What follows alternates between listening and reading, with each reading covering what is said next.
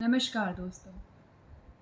जिस किसी ने भी कहा है मृत्यु एक कठोर सच्चाई है, कुछ भी गलत नहीं कहा है। आज 1 जुलाई है। आज के दिन डॉक्टर्स डे के तौर पे सेलिब्रेट किया जाता है और मैं एक हॉस्पिटल स्टाफ के होने के नाते सुबह जब मैंने अपना फ़ोन व्हाट्सएप चेक करना शुरू किया और सोचा मैं अपने साइड से विशेज़ शेयर करूँ कुछ डॉक्टर्स को जिनको आई जेन्युइनली फ़ील कि मुझे विश करना चाहिए, तब एक मैसेज फ्लैश होता है व्हाट्सएप में। रिसेंटली नवंबर महीने में मैंने एक सर्जरी कराया था पारस हॉस्पिटल में। वहाँ मुझे एक मैडम मिली थी, मिस निधि जेम्स मैम।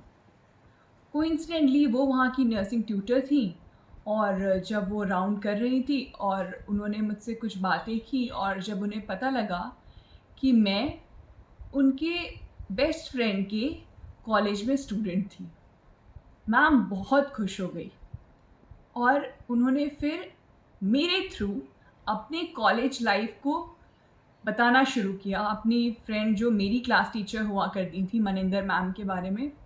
और उन्होंने एक-एक बातें मुझसे शेयर की। अगले 5 से 10 मिनट के लिए वो मेरी साइड में ही खड़ी रहीं और बहुत ज़्यादा खुश हो गई ये जानकर, because she was from Haryana और वो हरियाणा से यहाँ झारखंड में जॉब कर रही थी। उन्होंने फिर मुझे अपने फ्यूचर प्लान्स भी बताए कि उन्हें लंदन जाना है, वो एग्ज़ाम्स की तैयारी कर रही हैं एंड ऑल। फिर मुझे भी उनसे मिलके बहुत अच्छा लगा। मेरे वीडियोज़ के थ्रू आपको पता चला ही होगा, मैं अपने टीचर्स को बहुत रिस्पेक्ट करती हूँ। भले ही कुछ कारणों से अभी अपने स्कूल नहीं जा पाती हूँ या कॉलेज तो मेरा काफ़ी दूर है। पंजाब जाना फ़िलहाल थोड़ा मुश्किल है, लेकिन फिर भी मैं जहाँ कहीं भी रहूँ मेरी बेस्ट विशेज़ हमेशा मेरे टीचर्स के लिए रहती है और मेरे टीचर्स भी बहुत हद तक मुझे प्यार किया करते थे जब मैं स्कूल या कॉलेज में थी। मैंने मैम को बोला भी कि मैम कुछ महीनों में मेरा ट्रांसफ़र हो जाएगा, तो मैं आपको बोल रही हूँ प्लीज़ आप मेरे घर में आइएगा। उन्हें डिनर के लिए इनवाइट भी किया। वो बहुत खुश हो गई, उन्होंने बोला ज़रूर, ज़रूर बेटा। फिर वो मेरे बारे में पूछने लगी, मैंने बताया अपना। फिर वो उन्होंने और भी पूछा कि अगर कुछ एग्ज़ाम्स वगैरह के फॉर्म्स आएँगे तो बताना, मैं अपने स्टूडेंट्स को गाइड करूँगी। मैंने बोला ज़रूर मैम।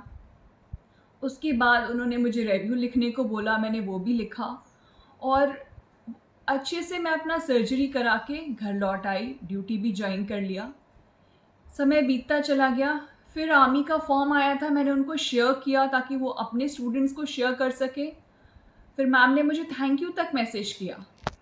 उसके बाद फिर 2-3 महीने के बाद उन्होंने अपनी कार मँगाई थी पंजाब से और कुछ दिक्कत हुआ उन्हें। उस दिन कुछ रेलवे स्टेशन में प्रॉब्लम चल रहा था या कुछ स्ट्राइक वाला कुछ इश्यू था।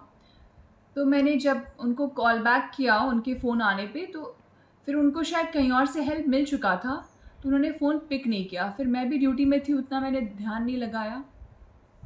आज एकदम से उनके भाई ने उनका फ़ोटो 3 से 4 स्टेटस में शेयर करके लिखा है, RIP Nidhi James. I was awestruck और उसमें लिखा था from her brother something James करके। मुझे समझ में नहीं आया, यार हम बस शिकायतें करते रह जाते हैं, ये नहीं मिला, वो नहीं मिला। 6 फुट की मैडम, वो रेसलिंग करना चाहती थी। बीच में शी वाज़ कन्फ्यूज़्ड कि मेडिकल लाइन में रहें कि रेसलिंग में जाएँ। आप इमेजिन कर सकते हो, एकदम से हार्डली शी मस्ट बी 35, उससे ज़्यादा नहीं रही होंगी, I am very much sure. और बस चला गया जीवन। मैंने उनके भैया को मैसेज भी किया और लिखा भी कि may God gives strength to whole family to bear this loss, but अब तक रिप्लाई आया नहीं है। दोस्तों, जीवन का कुछ पता नहीं है। जिस हॉस्पिटल में मैं एक माइनर सर्जरी करा के आ गई और आज मैं बिल्कुल ठीक हूँ और मैं बहुत खुश हूँ कि मैंने वो हॉस्पिटल सेलेक्ट किया था, वो डॉक्टर सेलेक्ट किए थे, इतना सही इन्वायरमेंट मिला और आज ऑलमोस्ट 6 महीने के बाद मैम नहीं रही। एग्जैक्ट रीज़न जो भी रहा हो, क्योंकि उनको देखकर ऐसा तो लगा नहीं कि वो किसी भी लेवल पे गलत डिसीजन ले सकती हैं या सुसाइड वगैरह करके। अभी मुझे एग्जैक्ट रीज़न मालूम नहीं है, लेकिन एक लड़की जो लंदन जाना चाहती है, जो रेसलिंग करती थी, जो फिर मोस्ट प्रॉब्ली कुछ हादसा ही हुआ होगा उनके साथ। अब जब मालूम नहीं है तो हम क्या ही कमेंट कर सकते हैं। लेकिन दोस्तों प्लीज़, हम एक सफ़र में आए हैं इस दुनिया में। हो सके तो जितना हो सके किसी का भला कर दीजिए। अगर बहुत एक्स्ट्रा नहीं भी कर सकते हैं तो एटलीस्ट किसी का बुरा मत कीजिए। नेकी करिए, दरिया में डालिए। जैसे उस दिन मैम मुझे मिली, आज भी मेरे आँखों के सामने हमेशा उनका वो स्माइलिंग चेहरा रहेगा, जिस तरीके से उन्होंने मुझे वहाँ पे ट्रीट किया था। और क्या चाहिए एक पेशेंट को, यही चाहिए। उन्हें ही रियल हीरो बोलते हैं। ये actor actress, they are doing just their job. उनको हम लोगों ने फालतू का ही इतना टॉप पोजीशन पे बना के रखा हुआ है, और बाद में फिर आपको पता ही है क्या होता है। 4 दिन की ज़िंदगी है दोस्तों, अच्छे से काटिए, खुश रहिए, मस्त रहिए, इस सफ़र को एंजॉय कीजिए। सफ़र को सफ़र ना अपने लिए बनाइए ना और किसी के लिए बनाइए।